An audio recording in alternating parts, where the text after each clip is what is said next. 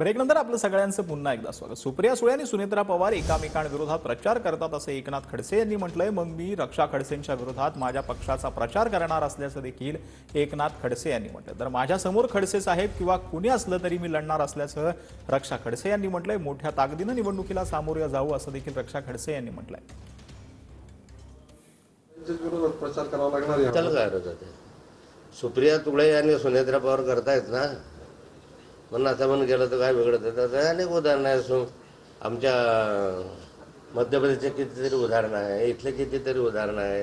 ते वेगवेगळे ना, त्याचं काही नव्या नसतं राजकारणात, असं काही नाही। ज्या पक्षाने मला जसे आदेश दिले, जो पक्ष मला हे करेल त्या पक्षाच्या बरोबर मी राहणार आहे।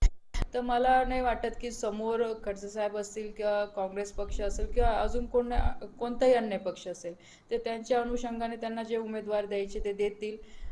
पण आमच्याकडनं पूर्ण तयारी आहे। मला पूर्ण विश्वास आहे की परत तिसऱ्यांदा आदरणीय मोदी साहेबांना प्रधानमंत्री होण्यासाठी लोक जास्तीत जास्त मतांनी मला इथून निवडून देतील।